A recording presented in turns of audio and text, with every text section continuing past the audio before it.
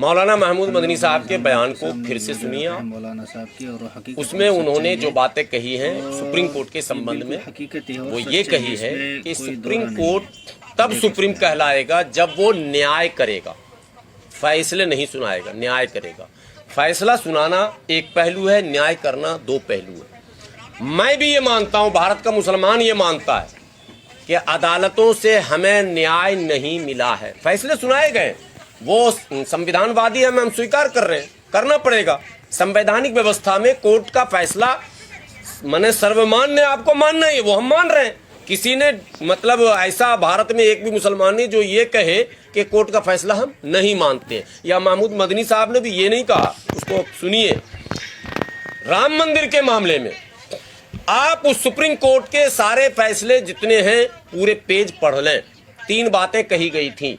कहा गया था मस्जिद मंदिर तोड़कर मस्जिद बनाने के कोई साक्ष्य नहीं मिले, ये उस ऑर्डर की कॉपी में। दूसरा कहा गया था कि 1949 तक यहाँ नमाज पढ़ी जा रही थी। तीसरा उसमें कहा गया कि जो मूर्तियां रखी गई, जिसको रामलला प्रकट होना कहा गया, जो मूर्तियां रखी गई वो ट्रेस पास का मामला बनता, ये मैंने जुर्म बताया उसको। ये सुप्रीम कोर्ट ने, मैं बिल्कुल कुछ अपनी तरफ नहीं कर रहा हूं। वो सारी कॉपी 1 सेकंड में डाउनलोड है, ठीक है, बल्कि डाउनलोड किया हुआ भी हमारे पास, उसकी कॉपी भी निकली हुई है हमारे पास, है अभी फाइल में।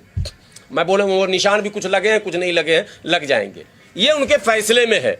अब आप बताइए कि मंदिर तोड़कर मस्जिद बनाई भी नहीं गई, उसमें नमाज भी होती थी, जिसने मूर्ति रखी वो ट्रेस पास का काम किया, जिसने उस मस्जिद को शहीद किया वो अपराध था, ये सुप्रीम कोर्ट कह रहा। तो जब सब कुछ मेरे फेवर में था तो फैसला आपने मेरे खिलाफ क्यों दे दिया? एक सवाल, हमने तो फैसला मान लिया, लेकिन क्या हम ये नहीं कह सकते कि आपने फैसला मेरे ऊपर थोपा, न्याय नहीं किया? ये तो कहने का अधिकार है। ये भी लोकतंत्र में एग्री और डिसएग्री, इसका हमको राइट है, मानना पड़ेगा, ये संवैधानिक व्यवस्था है। लेकिन डिसएग्री हम कर सकते हैं, ये हमको राइट मिला हुआ। सर आप ऐसा मत सोचिए मैम कि हम डिसएग्री भी नहीं कर सकते। डिसएग्री, वो हमने डिसएग्री किया और हमने कहा है सुप्रीम कोर्ट से। अब आप आ जाइए बुलडोजर पर।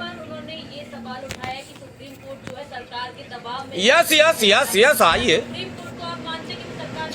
आइए ना, सब मैं जवाब दे रहा हूँ ना। माँ भी उच्चतम न्यायालय के माननीय मुख्य न्यायाधीश जो पूर्व हो गए गवई साहब, जाते जाते उन्होंने कहा कि मैंने एक ऐतिहासिक फैसला बुलडोजर पर सुनाया। उनका बयान है, सभी पत्रकार बंधु जानते हैं क्या फैसला सुनाया उन्होंने। जरा हमको बताइए क्या फैसला सुनाया। बुलडोजर तो चल रहे। अभी 2 घटना बताता हूँ। अयोध्या में एक मोहम्मडन जो है वो पकड़ा गया बलात्कार के केस में। उसके बेटा, उसकी बेटी, उसका दामाद, उसका साला, उसका फूफू, चाची, ममानी, नानी, सबके घर पे बुलडोजर चल गया। बोलिए अगर गलत बोल रहा हूं, चलिए अयोध्या।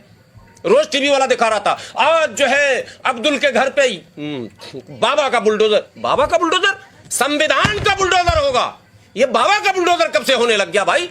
राज संविधान का है और बुलडोजर बाबा का है। मतलब है कि कोर्ट कहीं ना कहीं दबाव में आ रहा। कहने में क्या परेशानी है भाई? सच बोलने में इतना डरेंगे आप?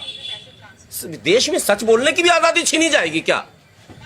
ये गलत परंपरा है कि आप, मैं जुर्म कर रहा हूं ना, गुलाम सरवर मुजरिम है ना, तो संविधान हमें मुजरिम मानेगा, हमें सजा मिलेगी। मेरे बच्चे, मेरे भाई, मेरे मामा, मेरे क्या चल रहा? तौकीर रजा के साथ क्या हो रहा? उसके रिलेशन में दूर का भी कोई है ना, ससुराल का, उसके भी घर पे बुलडोजर चला दिया गया। तौकीर रजा ने कितनी गोली फोड़े, तौकीर रजा ने कितने बम फोड़े, बताइए जरा। अरे जुलूस ही तो निकाला था, क्या जुलूस निकालने का अधिकार भी छीन रहे हैं आप? अगर आइलम मोहम्मद पर जुलूस ही निकाल दिया तो संवैधानिक दृष्टिकोण से कितना बड़ा जुर्म कर दिया था उन्होंने। आपने उसे अगर वीडियो अच्छा लगा तो लाइक कमेंट शेयर फॉलो करना ना भूलें। इसी तरह अपडेट हमारे मुसलमान भाइयों का